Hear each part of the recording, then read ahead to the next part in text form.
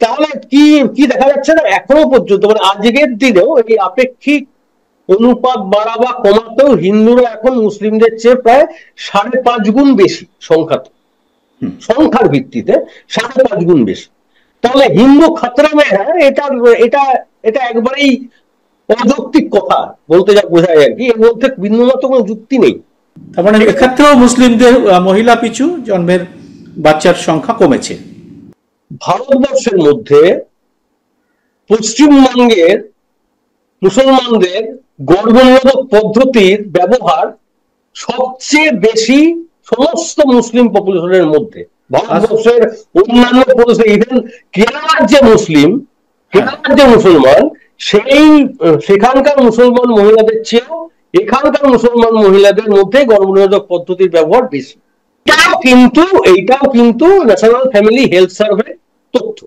এখানে এটা আমি কোথাও থেকে হচ্ছে বানাইনি বা কোথাও থেকে কিছু করিনি। আশ্চর্য, হতবাক করে দেওয়ার মতো তথ্য দিলেন। হ্যাঁ, কেন্দ্রীয় সরকার এটাকে স্বীকৃতি দিয়েছে। এবারে তারা মুখে কি বলে বা তারা এখানে বিভিন্ন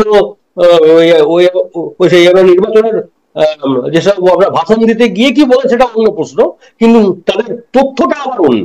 অনেকে বলেন যে ইসলাম নাকি হচ্ছে গর্ভনিরোধক পদ্ধতির ব্যবহারের এগেনস্ট।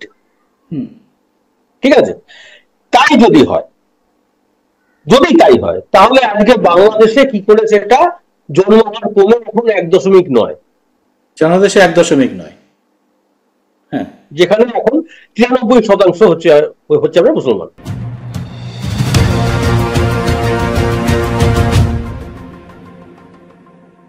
নমস্কার, সবাইকে খোলা আড্ডা অনুষ্ঠানে স্বাগত। আমি সুব্রত বসু। সপ্তাহখানেক আগে আমরা একটা অনুষ্ঠান করেছিলাম ভারতের এবং পশ্চিমবাংলার জনসংখ্যা বৃদ্ধির হার নিয়ে, যাতে ইনস্টিটিউট অফ ডেভেলপমেন্ট অ্যান্ড স্টাডিজের অধ্যাপক ডক্টর শাশ্বত ঘোষ তিনি তার গবেষণা পত্র ঘেঁটে জানিয়েছিলেন যে এই জনসংখ্যা বৃদ্ধির হার যেভাবে কমছে তাতে আগামী দিনে অনেক বিপদের আশঙ্কা আছে। এই ভিডিওটি ভীষণভাবে জনপ্রিয় হয়, বহু লোক সেটা দেখেছেন। যারা এখনো দেখেননি তাদের কাছে আমি ডেসক্রিপশন বক্সে এই ভিডিওটির লিঙ্ক দিয়ে রাখবো। ভিডিওটি দেখার পরে কমেন্ট বক্সে অনেকে অনুরোধ করেছিলেন যে আপনারা সমস্ত দেশ এবং রাজ্য নিয়ে যে আলোচনাটা করলেন সেটা যদি সম্প্রদায় নিয়ে, হিন্দু এবং মুসলমান সম্প্রদায় নিয়ে আলোচনাটা করেন তাহলে তাদের বুঝতে খুব সুবিধা হয়। এই বিষয়টি নিয়েও ডক্টর ঘোষ তার গবেষণা চালিয়েছেন এবং একদম জেলাভিত্তিকভাবে চালিয়েছেন। তিনি আমাদের জানিয়েছেন এবং তার এই গবেষণা পত্রগুলো দেশের এবং বিদেশের বহু বড় বড় জায়গায় প্রকাশিত হয়েছে। আমরা আজকে দর্শকদের এই অনুরোধে তাকে আবার তার কাছে আবেদন নিয়ে এসেছিলাম যে আপনি যদি আপনার মূল্যবান সময় এই বিষয়টির উপর, শুধু হিন্দু এবং মুসলমানদের জনসংখ্যা বৃদ্ধির হার নিয়ে যদি আপনি আপনার গবেষণা থেকে যদি আপনাদের খুব সরল করে আমাদের বুঝিয়ে বলেন। ডক্টর ঘোষ তাতে রাজি হয়েছেন। ডক্টর ঘোষ, আপনাকেই প্রথমেই আমাদের দর্শকদের পক্ষ থেকে আপনাকে ধন্যবাদ জানাই। আপনি আপনার মূল্যবান সময় আবার আমাদের দিতে। হ্যাঁ, আমার মনে হয় যদি আপনি খুব সরল করে আগে যেরকম করে বলেছেন এবারও সেরকম ভাবে যদি একটু আপনাদের ঠিক এই বিষয়টির উপরে, হিন্দু এবং মুসলমানদের জন্মহার প্রসঙ্গে রাজ্যে, দেশে এবং জেলা ভিত্তিক যেটা আপনার কাজ, একদম যদি আপনি ভাগে ভাগে করে পরিষ্কার করে বুঝিয়ে বলেন। বলুন ডক্টর ঘোষ। আচ্ছা, প্রত্যেককে হচ্ছে নমস্কার জানিয়ে আমি অনুষ্ঠানে কথা বলা শুরু করছি। কথা বলার আগে, এই বিষয়টা নিয়ে বলার আগে, কারণ এই বিষয়টা তো এখন একটা ভীষণ রাজনৈতিক বিষয় হয়ে দাঁড়িয়েছে আর কি। যদিও এটার মধ্যে সেই আপনার রাজনীতিকরণটা হয়েছে মোটামুটি 2011-14 এরকম সময় থেকে আর কি, আরো বেশি বেশি করে, হয়তো তার আগে অতটা ছিল না। এখন এই বিষয় নিয়ে বলার আগে আমি একটা বিধিবদ্ধ সতর্কীকরণ হচ্ছে বলে রাখতে চাই। সেটা হচ্ছে 3টে জিনিস। একটা হচ্ছে যে বিশ্বাস। আমি বিশ্বাস করি যে হচ্ছে মুসলমানদের মধ্যে বাচ্চার সংখ্যা 4-5-এর নিচে নয়, এবং তাদের 3-4টে করে বিয়ে এবং 4-5টা করে বাচ্চা। তাহলে আমার তথ্য পরিসংখ্যান, মানে কেন্দ্রীয় সরকারের প্রদেয় তথ্য পরিসংখ্যান আমার কোনো কাজে আসবে না, কারণ আমি অলরেডি এটাই একমাত্র বিশ্বাস করে নিয়েছি। এই আমার হোয়াটসঅ্যাপ ইউনিভার্সিটি বলে যে ইউনিভার্সিটিটা আছে, সেইখানে যে বিভিন্ন রকমের তথ্য আসে, মানে একটি নির্দিষ্ট দলের একটি নির্দিষ্ট সংগঠনের কাছ থেকে আর কি, সেইটাকে আমি আপনার ধ্রুব বলে মেনে নিয়েছি, ধ্রুব এক কথায়। সেখান থেকে আমি সরবো না, সেখান থেকে সেখান থেকে আমার অন্য কোনো বিষয় আছে শোনার কোনো প্রয়োজন। এটা গেল নাম্বার 1। নাম্বার 2 হচ্ছে অবজারভেশন বা হচ্ছে পর্যবেক্ষণ। একটা হচ্ছে আমার দেখা, ঠিক আছে, আমি কি দেখেছি, আপনি কি দেখেছেন। আপনি বলবেন যে আপনি দেখেছেন যে ওই রাজাবাজারে বা আপনার গার্ডেন নিচে মানে এরকম 5-6টা হচ্ছে মুসলিম ঘরকে চেনেন, যেখানে প্রত্যেকের 5টা করে বাচ্চা হয়, 3টে করে বিয়ে হয়। ঠিক একইভাবে আমি ঠিক পাল্টা কথা বলবো যে আমার যত বন্ধু বান্ধব আছে তাদের একটা কি বড় দুটো, কেউ কেউ তো আবার ইচ্ছা করে সন্তানের জন্ম দেয়নি মুসলিমদের মধ্যে। আমার অবিবাহিত বন্ধু আছে, অবিবাহিত বন্ধু আছে। আচ্ছা, এইটাও কোনো তথ্য বা পরিসংখ্যান নয়। আমার দেখা, আপনার দেখা, এই যে দেখা, এটা হচ্ছে পর্যবেক্ষণ বা অবজারভেশন। আর 3 নম্বর হচ্ছে তথ্য, পরিসংখ্যান বা ডেটা, যেটার মধ্যে একটা বৈজ্ঞানিক ভিত্তি আছে, যেটা মানে একটা সোর্স হচ্ছে সেন্সাস করার একটা নির্দিষ্ট পদ্ধতি আছে। আর একটা হচ্ছে বিভিন্ন যে কেন্দ্রীয় সরকার অনুমোদিত যে বিভিন্ন সার্ভে গুলো হয়, সেই সার্ভে গুলোর নির্দিষ্ট কিছু স্যাম্পলিং ডিজাইন আছে, সেরকম ভাবে স্যাম্পলিং ডিজাইন মেনটেন করে একটা সার্ভে করা। এরকম নয় যে আমি একবার টুক করে অমুক গ্রামে গেলাম, দিয়ে 5-6টা বাড়িতে চলে এলাম আর কি, ঠিক আছে। মানে কোন গ্রামটা সিলেক্ট হচ্ছে, কোন পরিবার সিলেক্ট হচ্ছে, প্রত্যেকটা একটা রাশিবিজ্ঞান ভিত্তিক যে একটা ছক আছে, সেইটার মাধ্যমে হচ্ছে তৈরি করতে হয়, বা সেইভাবে একটা সার্ভে ডিজাইন তৈরি হয় এবং সেখান থেকে হচ্ছে ডেটা কালেকশন হয়। এইটা হচ্ছে বৈজ্ঞানিক তথ্য বা হচ্ছে পরিসংখ্যান। এবার আমি যদি বিশ্বাস করি ডেটায়, তাহলে আমার কথাগুলো লোকজনের শুনতে বা বুঝতে সুবিধা হবে। আর বাকি যে দুটো বললাম আর কি, একটা হচ্ছে বিশ্বাস আর একটা হচ্ছে পর্যবেক্ষণ, তাকে বলবেন যে আপনি কি সব বলছেন, এইসব আমরা মানি না। সে আপনি নাই মানতে পারেন, আমার কিছু করার নেই আসতে, ঠিক আছে। কারণ আপনার কাছে ডেটা হচ্ছে কেন্দ্রীয় সরকারের ডেটা, আপনি একদমই তাই, ন্যাশনাল ফ্যামিলি হেলথ সার্ভে এবং হচ্ছে সেন্সাস অফ ইন্ডিয়া, এবং এই দুটোই মানে একটা হচ্ছে মানে সেন্সাস অফ ইন্ডিয়া হচ্ছে মিনিস্ট্রি অফ হোম অ্যাফেয়ার্স এর হচ্ছে আন্ডারে, আর হচ্ছে এই যেটা ন্যাশনাল ফ্যামিলি হেলথ সার্ভে, সেইটা হচ্ছে ministry of health and family planning এর আন্ডারে, ঠিক আছে। এটা একদম হচ্ছে নেশন ওয়াইড এটা হচ্ছে কন্ডাক্ট করে। এখানে মানে এইটার উপরে আর ফার্দার কোনো কথা বলা হচ্ছে সাজে না, তথ্য নিয়ে, ঠিক আছে। তাহলে আমি শুরু করি যে মানে সেন্সাস থেকে আমরা কি পেয়েছি। আচ্ছা, 1950-51 সাল থেকে 2015 পর্যন্ত তথ্য যেটা মানে সেন্সাস থেকে পাওয়া গেছে, সেটা হচ্ছে মোটামুটি এরকম যে 1950 সালে হচ্ছে হিন্দুদের জনসংখ্যা ছিল ভারতবর্ষে 32 কোটি, সেটা এখন বেড়ে মোটামুটি 100 কোটি, অর্থাৎ 3 গুণের চেয়েও বেশি হিন্দুদের সংখ্যা বেড়েছে। 32 থেকে 100, 32 কোটি থেকে 100 কোটি হয়েছে রাফলি। আচ্ছা, আর ঠিক একই সময়ের মধ্যে মুসলিমদের সংখ্যা বা মুসলমানদের সংখ্যা 3.7 কোটি থেকে বেড়ে 18 কোটি হয়েছে। 3.7 কোটি থেকে বেড়ে 18 কোটি হয়েছে, মানে মোটামুটি 5 গুণ বেড়েছে, ঠিক আছে। এবারে তাহলে হিন্দুদের বেড়েছে 3 গুণের একটু বেশি, আর হচ্ছে মুসলমানদের বেড়েছে ওই 5 গুণের একটু বেশি, ঠিক আছে। কিন্তু এই বাড়ার ফলেও 1950-51 সালে দেখা গেছে যে হিন্দু টোটাল হচ্ছে পপুলেশন প্রপোর্শন, সেটা যদি 100 হয়, তার মধ্যে হিন্দুদের পার্সেন্টেজ ছিল হচ্ছে আপনার 85%, সেটা 2015-তে কমে হচ্ছে 78%। মানে আমার কমলা হচ্ছে গিয়ে 7% মোটামুটি, রাফলি বলছি, কারণ 6.6 6.7 ওই 7% কমেছে, ঠিক আছে, 7% কমেছে। মুসলমানদের মধ্যে এখন হচ্ছে আমরা বেড়ে আগে ওই 1950-51 সালে ছিল 10%, সেটা এখন বেড়ে হয়েছে আপনার 14%, অর্থাৎ 4% বেড়েছে।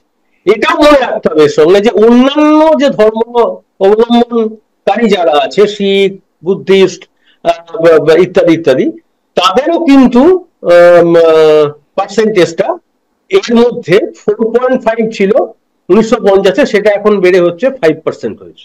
তাহলে কি কি দেখা যাচ্ছে না এখনো পর্যন্ত, মানে আজকের দিনেও এই আপেক্ষিক অনুপাত বাড়া বা কমাতেও হিন্দুরা এখন মুসলিমদের চেয়ে প্রায় 5.5 গুণ বেশি সংখ্যাতে, সংখ্যার ভিত্তিতে 5.5 গুণ বেশি।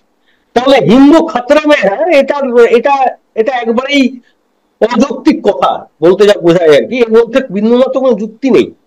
মানে যেখানে আমার সংখ্যাগরিষ্ঠতা হচ্ছে যেটা হচ্ছে যে হচ্ছে দ্বিতীয় স্থানে আছে তার চেয়ে 5.5 গুণের চেয়েও বেশি।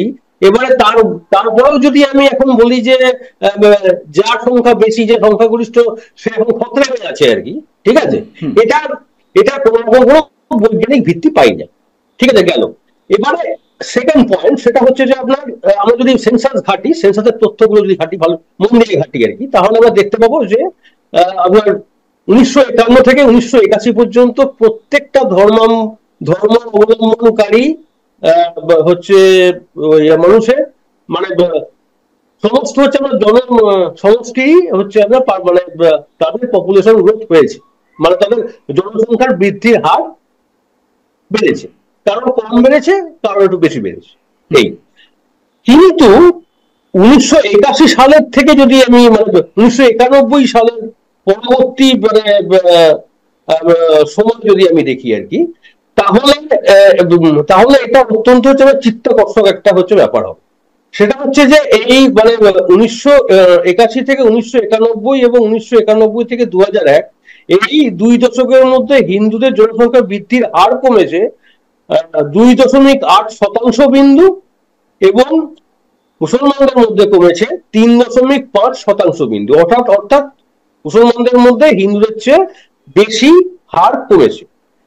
হার কমেছে মানে তাদের জনসংখ্যা বৃদ্ধিটা কম হচ্ছে, বৃদ্ধির হার, বৃদ্ধির হারটা কমেছে। ঠিক আছে, আচ্ছা, ঠিক একইভাবে যদি আমরা আপনার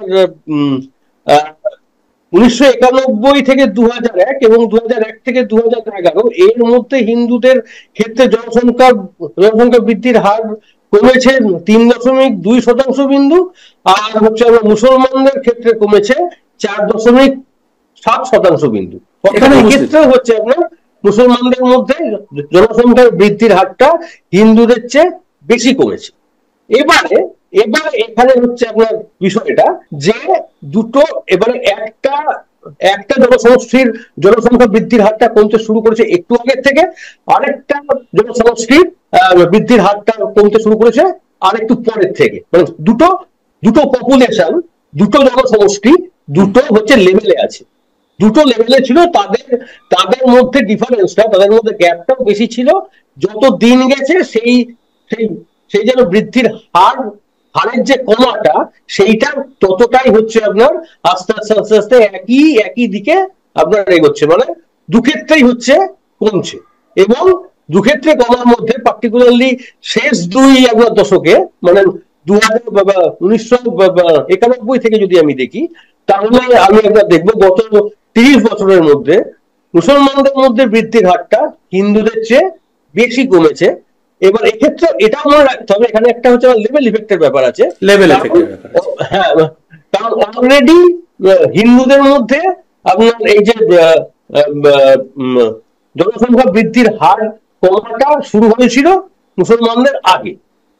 ঠিক আছে, এইটা একদম হচ্ছে পরিষ্কার বৈজ্ঞানিক ভাবে যে আপনার তথ্য পাওয়া যায়, সেইটার উপর হচ্ছে আমি নির্ভর করে পাওয়া। এবারে আসি আমি যে আমাদের জাতীয় যে মানে ন্যাশনাল ফ্যামিলি হেলথ সার্ভে যে ডেটা, সেই আপনার ডেটা কি বলছে, সেই ডেটা আমাদের এখানে সংগ্রহ করা হচ্ছে 1992-93 সাল থেকে। এখনো পর্যন্ত তার 5টা রাউন্ড হয়েছে, 1992-93, 1998-99, 2005-06, 2015-16, 2019-21 হচ্ছে সর্বশেষ রাউন্ড। এরপরে এটা প্রসেস অলরেডি চলছে, এটা বোধহয় এই সামনে বছর আমরা আরেকটা রাউন্ড পেয়ে যাবো। আচ্ছা, এবারে এক্ষেত্রে যেটা আমরা এক্ষেত্রে হচ্ছে যেটা আমাদের কাছে একদম পরিষ্কার মানে হয়েছে যে 1992-93 সাল থেকে 1921 সাল পর্যন্ত ভারতে মুসলমানদের মধ্যে জন্মহার মানে যেটা আমি আগের বার বলেছিলাম, মহিলা পিছু বাচ্চার সংখ্যা, বড় বাচ্চার সংখ্যা, ঠিক আছে, সেটা হ্রাস পেয়েছে হচ্ছে 46.5%, যেটা হিন্দুদের ক্ষেত্রে 41.2%। আচ্ছা, তার মানে এক্ষেত্রেও মুসলিমদের মহিলা পিছু জন্মের বাচ্চার সংখ্যা কমেছে।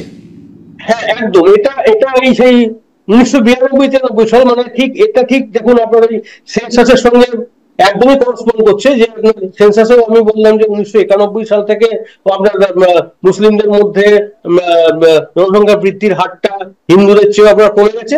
এইটা ঠিক ঠিক ওই একই একই জিনিসটা আপনার এই ন্যাশনাল ফ্যামিলি হেলথ সার্ভে ক্ষেত্রেও ঠিক একই জিনিসটাই হচ্ছে রেকর্ডেড হচ্ছে। আচ্ছা, এবারে এবারে এবারে যদি দেখি যে আপনার 1992-93 সালে একজন হিন্দু মহিলার চেয়ে একজন মুসলমান মহিলার ঘরে সন্তান সংখ্যা 1.11 জন হচ্ছে বেশি ছিল। 2019 সালে তা কমে 0.42-তে ওই এসে পড়েছে। হ্যাঁ, মানে 1.11 জন হচ্ছে বেশি ছিল, সেইটা কমে এখন 0.42।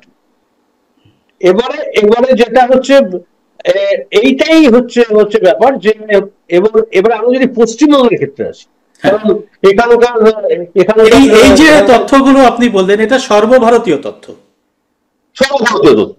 এতক্ষণ এতক্ষণ যেটা বলে গেলাম সেটা সম্পূর্ণ সর্বভারতীয় তথ্য। হ্যাঁ, পশ্চিমবঙ্গ স্পেসিফিকে যদি আসি তাহলে আমরা দেখবো যে 1992-93 সাল থেকেই এটার একটা মানে খুবই একটা পজিটিভ সাইডে আর কি আপনার ইয়েটা কমেছে, জন্ম হারটা কমেছে এবং একই সঙ্গে হচ্ছে আপনার বৃদ্ধির হারটাও কমেছে। মানে দুই সম্প্রদায়ের ক্ষেত্রে হিন্দু এবং মুসলমান।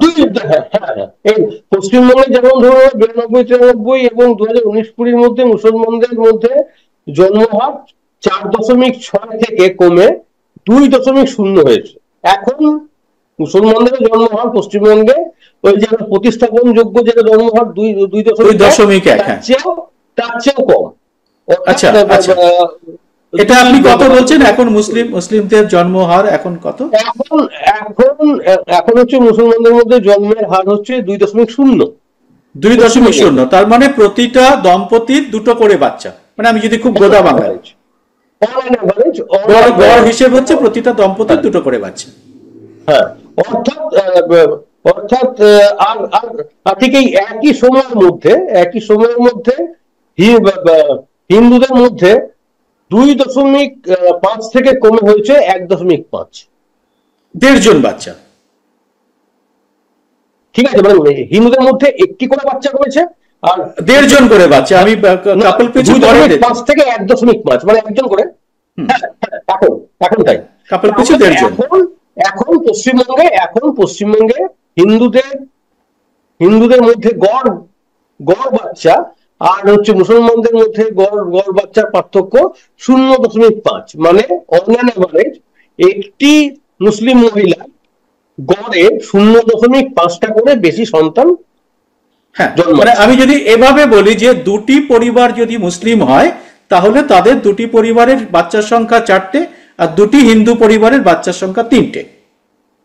একদম।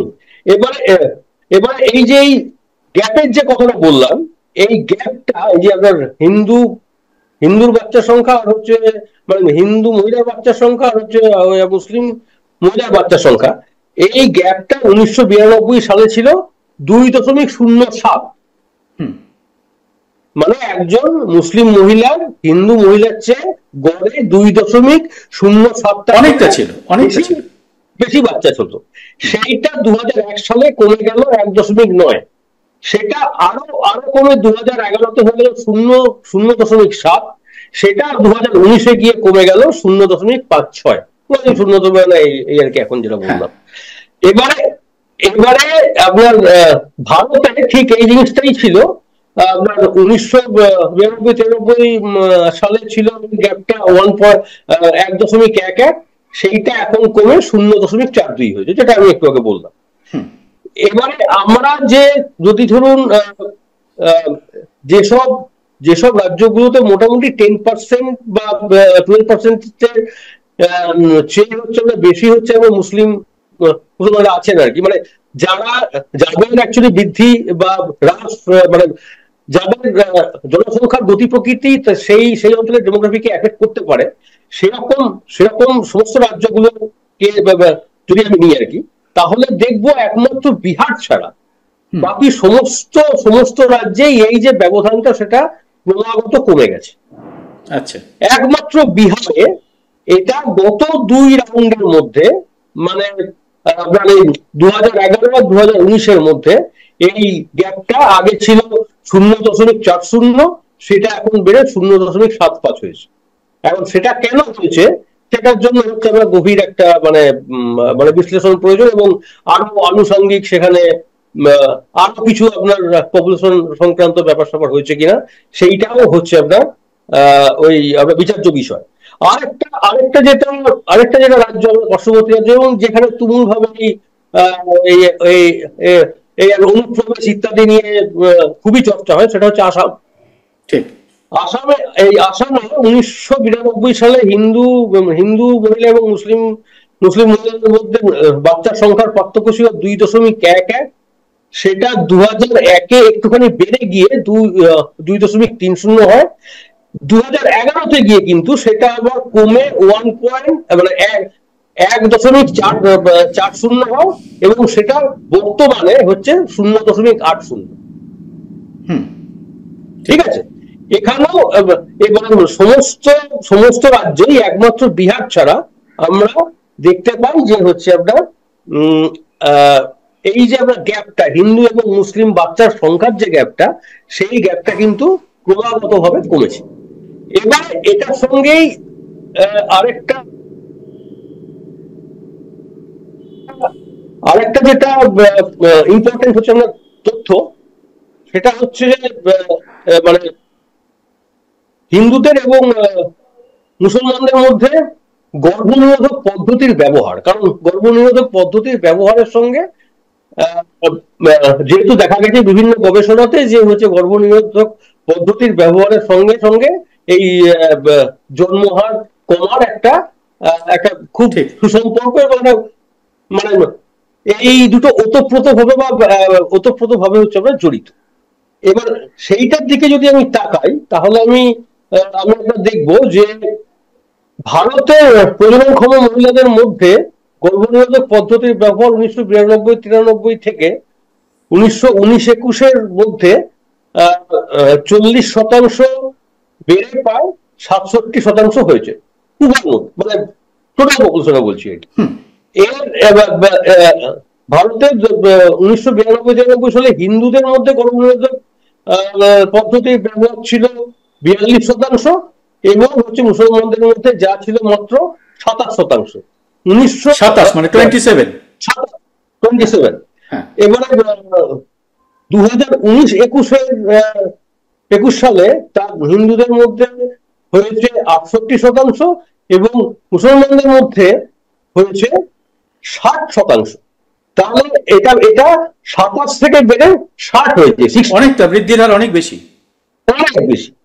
এবার আমি যদি পশ্চিমবঙ্গের দিকে তাকাই তাহলে দেখবো যে 1992-93 সালে গর্ভনিরোধক পদ্ধতির ব্যবহার হিন্দুদের মধ্যে ছিল প্রায় 37%, আর মুসলমানদের মধ্যে ছিল মাত্র 18%। কত শতাংশ একবার বলুন? 16। হ্যাঁ 16। ঠিক আছে। হ্যাঁ এবারে 2019-21 সালে এর হার বেড়ে দাঁড়িয়েছে হিন্দুদের মধ্যে 75% এবং মুসলমানদের মধ্যে 73%। একদম কাছাকাছি চলে এসছে 73%। এবং এটা খুব ইম্পর্টেন্ট অবজার্ভ করা, এবং এটা খুব ইম্পর্টেন্ট এখানে হচ্ছে মেনশন করা, এখানে বলা, ভারতবর্ষের মধ্যে পশ্চিমবঙ্গের মুসলমানদের গর্ভনিরোধক পদ্ধতির ব্যবহার সবচেয়ে বেশি সমস্ত মুসলিম পপুলেশনের মধ্যে। ভারতবর্ষের অন্যান্য প্রদেশে ইভেন কেরালার যে মুসলমান সেখানকার মুসলমান মহিলাদের চেয়েও এখানকার মুসলমান মহিলাদের মধ্যে গর্ভনিরোধক পদ্ধতির ব্যবহার বেশি। এইটাও কিন্তু ন্যাশনাল ফ্যামিলি হেলথ সার্ভে তথ্য। এখানে এটা আমি আমি কোথাও থেকে হচ্ছে বানাইনি বা কোথাও থেকে কিছু করিনি। না, এত আশ্চর্য, হতবাক করে দেওয়ার মতো আপনি তথ্য দিলেন। হ্যাঁ, কেন্দ্রীয় সরকার এটাকে স্বীকৃতি দিয়েছে। এবারে তারা মুখে কি বলে বা তারা এখানে বিভিন্ন নির্বাচনের যেসব ভাষণ দিতে গিয়ে কি বলে সেটা অন্য প্রশ্ন, কিন্তু তাদের তথ্যটা আবার অন্য। এইটা হচ্ছে ব্যাপার। আচ্ছা, এবার আমার একটা কথা এখানে যেটা হচ্ছে বলার হচ্ছে প্রয়োজন, সেটা হচ্ছে যে অনেকে বলেন যে ইসলাম নাকি হচ্ছে গর্ভনিরোধক পদ্ধতির ব্যবহারের এগেনস্ট। ঠিক আছে, তাই যদি হয়, তাহলে আজকে বাংলাদেশে কি করে সেটা জন্মহার কমে এখন 1.9, বাংলাদেশে 1.9, হ্যাঁ, যেখানে এখন 93% হচ্ছে আমরা মুসলমান, বাংলাদেশে 1.9।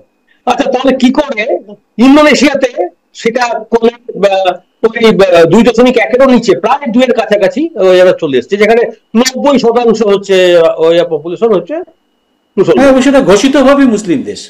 হ্যাঁ, এবারে ঘোষিতভাবে আরেকটি মুসলিম দেশ যেখানে এখন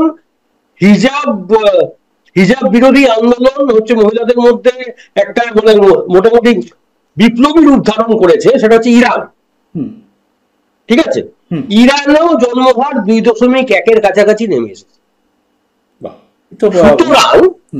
সুতরাং যেটা বক্তব্য সেটা হচ্ছে যে এটা মূলত নির্ভর করে মহিলাদের মধ্যে শিক্ষা, মহিলাদের মধ্যে ক্ষমতায়ন, এবং হচ্ছে পার্টিকুলারলি হচ্ছে আপনার সেই জায়গার অর্থনৈতিক কি আপনার ডেভেলপমেন্ট হয়েছে কি না হয়েছে। এবং এটাও আমাদের একাধিক গবেষণাতে এটা হচ্ছে প্রমাণিত হয়েছে যে যে ভারতবর্ষে যে জেলাতে হিন্দুদের মধ্যে জন্মহার বেশি, মুসলমানদের মধ্যেও জন্মহার বেশি। যে জেলাতে হচ্ছে সেই হিন্দুদের মধ্যে জন্মহার কম, সেই জায়গাতে মুসলমানদের মধ্যে। আপনি যদি একটু 2-1টা জেলার উদাহরণ দেন। 2-1টা জেলার উদাহরণ আমি দিচ্ছি, পশ্চিমবঙ্গে দিচ্ছি। সর্বশেষ যে আপনার 2019-21-এর যে আপনার তথ্য, সেই তথ্য অনুযায়ী আমি একদম মানে আমাদের যেগুলো হচ্ছে বাংলাদেশ লাগোয়া যেসব জেলা, যেখানে মানে লোকজন অনুপ্রবেশ করে মোটামুটি পাগল করে দিল আর কি, সেসব দিয়ে শুরু করি। ধরুন হচ্ছে আমার দক্ষিণ দিনাজপুরে হিন্দুদের মধ্যে এখন জন্ম হওয়ার 1.6, মুসলমানদের মধ্যে জন্ম হওয়ার 1.9। মালদা হিন্দুদের 1.6 আর 1.9, কিন্তু মুসলমানের জন্ম হওয়ার 1.6 এবং 1.9। এটা হচ্ছে দক্ষিণ দিনাজপুরে। এবারে যে মালদাতে হচ্ছে হিন্দুদের মধ্যে 2.0, মুসলমানদের মধ্যে 2.4, একদমই কাছাকাছি। মুর্শিদাবাদ ডেটাটা আমাকে দেখতে হবে। আচ্ছা, একটা বলে দিই, আপনার উত্তর 24 পরগনা, পরগনাতে হচ্ছে আপনার হিন্দুদের মধ্যে 1.3, আর হচ্ছে মুসলমানদের মধ্যে 1.8। আচ্ছা, কলকাতা, এই আমরা এখানে বসে আছি, সেখানে হচ্ছে আপনার হিন্দুদের মধ্যে 1.0, আর হচ্ছে মুসলমানদের মধ্যে 1.7। সেখানেও 2-এ পৌঁছচ্ছে না বাচ্চা না। আচ্ছা, দক্ষিণ চব্বিশ পরগনাতে হচ্ছে আপনার হিন্দুদের মধ্যে 1.3, মুসলমানদের মধ্যে হচ্ছে আপনার 2.1। ঠিক আছে, একটি জেলা আছে যেখানে এটা মানে খানিকটা বিপরীত ধর্মিতা দেখতে পাওয়া যায়, সেটা হচ্ছে উত্তর দিনাজপুর। আমি মুর্শিদাবাদের স্ট্যাটিস্টিক্সটা আমাকে একবার দেখে নিতে হবে, সেটা আমি দেখে বলছি। উত্তর দিনাজপুরেই একমাত্র হচ্ছে বৈপরীত্য খানিকটা আছে, সেখানে হিন্দুদের মধ্যে 1.8, মুসলমানদের মধ্যে 3.2। আচ্ছা, ঠিক আছে, তাহলে এইখানে কিন্তু বাচ্চার হচ্ছে আপনার 1.4-এর পার্থক্য। এইবারে এইখানে একটা ইন্টারেস্টিং বিষয় আছে। আচ্ছা, উত্তর দিনাজপুরের যদি আপনি উত্তর দিনাজপুরটা হচ্ছে একদম চিকেন নেকে পড়ছে আমাদের, পশ্চিমবঙ্গের চিকেন নেকে পড়ছে ওরা, তাই তো? ঠিক। আচ্ছা, এবারে উত্তর দিনাজপুরের সঙ্গে বিহারের বর্ডারিং ডিস্ট্রিক্ট গুলো হচ্ছে পূর্ণিয়া, কাটিহার আর হচ্ছে আপনার কিষানগঞ্জ। কিষানগঞ্জ। এবারে কাটিহার, পূর্ণিয়া এবং কিষানগঞ্জ এই 3 জায়গাতেই কাটিহার মুসলিমদের মধ্যে জন্মহার হচ্ছে 3.7, পূর্ণিয়াতে হচ্ছে 4.5 আর কাটিহারে হচ্ছে 3.7। আচ্ছা, এবারে এই যে উত্তর দিনাজপুরের যে মুসলমানদের এই চিত্রটা আমরা পাচ্ছি, তাদের মধ্যে কতটা বাঙালি ভাষী মুসলিম, কতটা বিহারি ভাটিয়া ভাটিয়া মুসলিম বলে আরেকটা আছে ওখানে, ঠিক আছে, খুব সিগনিফিকেন্ট একটা ওই আমরা প্রপোর্শন। আরেকটা হচ্ছে একদম পিওরলি বিহারি মুসলিম। এবং এইটা এই ক্রস বর্ডার আমরা যেটাকে বলে থাকি, সেটাকে বলা হয় diffusion of norm, diffusion of ideas, ঠিক আছে, এই ডিফিউশন অফ হচ্ছে কন্ট্রাসেপ্টিভ হচ্ছে নলেজ এন্ড ইউজ, ঠিক আছে। এইটা আমাদের ডেমোগ্রাফিতে একটা বহু চর্চিত বিষয়। এবার সেখানে এই যে তার এই উত্তর দিনাজপুরের যে হচ্ছে বিহার লাগোয়া পোর্শন, সেইখান থেকে যে এর ইনফ্লুয়েন্সটা আসছে না, সেইটা আমরা কিন্তু কেউ শিওর নই। মানে এইটা স্টাডি করে একটা দেখার বিষয় আছে। ঠিক একইভাবে যে কারণে কথাটা বললাম, আপনি যদি বাংলাদেশের যে আপনার এই পশ্চিমবঙ্গের লাগোয়া যে আপনার জেলা, ওখানে আমরা জেলা স্তরে তো তথ্য পাওয়া যায় না, ওখানে ডিভিশন অনুযায়ী তথ্য পাওয়া যায়। তো সেখানে আপনি যদি দেখেন যে Rajshahi division, Khulna division, Rangpur division, এইসব ডিভিশনের জন্মহার আর আমাদের এই বাংলাদেশ লাগোয়া যে আপনার হচ্ছে ওই জেলাগুলো আছে উত্তর দিনাজপুর বাদ দিয়ে, বাকি জেলাগুলোর সঙ্গে তাদের যে জন্মহার মোটামুটি সম্পৃক্ত। চমৎকার, আপনি যে সমস্ত তথ্য দিলেন আমার, ঠিক আছে। হ্যাঁ, আচ্ছা, আমি 1 সেকেন্ড, কারণ আমাদের সময় প্রায় শেষ হচ্ছে, একটু ছোট করে যদি না 1 সেকেন্ড একটুখানি করতেই হবে। তার কারণ হচ্ছে আমার মুর্শিদাবাদটা আমার বলতে ভুলে, হ্যাঁ, মুর্শিদাবাদে হিন্দুদের মধ্যে 1.8 আর হচ্ছে মুসলিমদের মধ্যে হচ্ছে আপনার 2.3। খুব ডিফারেন্স নেই, ঠিক আছে, মানে 1.5, মানে 0.5টাই হচ্ছে মোটামুটি মানে পশ্চিমবঙ্গের মধ্যে এটাই গড়। আচ্ছা, এবারে খুব সংক্ষেপে চলে আসি হচ্ছে অনুপ্রবেশ। এবার অনুপ্রবেশের যে ব্যাপারটা, সেটা তো কেন্দ্রীয় সরকারকে জিজ্ঞেস করলে এক একবার এক এক রকম ধরনের কথা তারা বলেন আর কি। তারা কথা বলেন, তারপরে আরটিআই করলে সেসব উত্তর দেন না, স্বরাষ্ট্র মন্ত্রকের রিপোর্টে কিছুই পাওয়া যায় না, স্বরাষ্ট্র রিপোর্টে কিছু পাওয়া যায় না। এবং যে সংখ্যাগুলো, কিন্তু স্বরাষ্ট্রমন্ত্রী আবার অনুপ্রবেশের কথা বলেন। হ্যাঁ, এইটা হচ্ছে ইন্টারেস্টিং যে স্বরাষ্ট্র মন্ত্রকের কোনো রিপোর্ট নেই, কিন্তু স্বরাষ্ট্র মন্ত্রী অনুপ্রবেশের কথা বলছে। এবারে যেটা পাওয়া যায় সেটা হচ্ছে যে আপনার 2019 থেকে 2022 সালের এপ্রিল অব্দি বাংলাদেশ থেকে ভারতে বেআইনি ভাবে সীমান্ত অতিক্রম করার সময় মোট 14,361 জনকে আটক করা হয়েছিল। তারা কোন ধরনের রিপোর্টে তার উল্লেখ নেই। এটা স্বরাষ্ট্র মন্ত্রকের একটা হচ্ছে রিপোর্ট।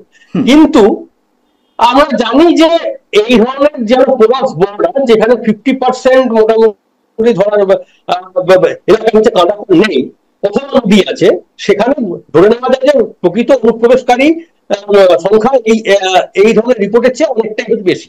কিন্তু ব্যাপারটা হচ্ছে যে অনেকেই তাদের মধ্যে আছে যারা প্রতিদিন আসে, এখানে কাজ করে এবং তারা আবার ফিরে যায়। কেউই এখানে একদম চিরকালীন হচ্ছে আপনার বসবাসের জন্য এখানে কিন্তু আসে না। এখানে আরেকটা ইম্পর্টেন্ট তথ্য, এই যে মানে এই গত যে আপনার বাংলাদেশের যে আপনার গণবিদ্রোহ যেটা হলো, গণঅভ্যুত্থান, গণঅভ্যুত্থান, মানে সেটার আগে পর্যন্ত বাংলাদেশের পার ক্যাপিটা জিডিপি কিন্তু ইন্ডিয়ার চেয়ে হচ্ছে বেশি ছিল। ঠিক। তাহলে এবার একটা দেশের যদি অর্থনীতি মানে তার পাশের দেশের চেয়ে বেটার হয়, কি করতে মানে কিসের টানে লোকে আপনার অনুপ্রবেশ করতে যাবে, যেখানে তাকে আপনার মানে কে জানে কত টাকা দিতে হবে, কতবার ওই যে হ্যারাস হতে হবে ইত্যাদি, ঝঞ্ঝাট অনেক রকম পোয়াতে হবে। কিন্তু সবচেয়ে উল্লেখযোগ্য যেটা হচ্ছে মানে কেউ মানে যেটা আমি মানে সবারই যেটা হচ্ছে দৃষ্টি আকর্ষণ করতে চাই, সেটা হচ্ছে যে ওখানে যে আপনার হিন্দু জনসংখ্যার যে ক্রমাগত যে আপনার কমে যাওয়া, মানে 1974 সালে সেখানে আপনার হিন্দুরা ছিল আপনার 13.5, যেটা 2022 সালে তা কমে দাঁড়িয়েছে মাত্র 8%। এবং বাংলাদেশের সংখ্যালঘু নিয়ে যারা যারা আপনার গবেষণা কারীরা এরকম হচ্ছে যুক্তি দিয়ে দেখিয়েছেন যে তাদের পার্শ্ববর্তী দেশে অভিবাসন এবং কম জনমত ছাড়াও বাংলাদেশে হিন্দু সম্প্রদায়ের মধ্যে নবজাতক মৃত্যুর হার মুসলমানদের চেয়ে তুলনামূলকভাবে হচ্ছে বেশি।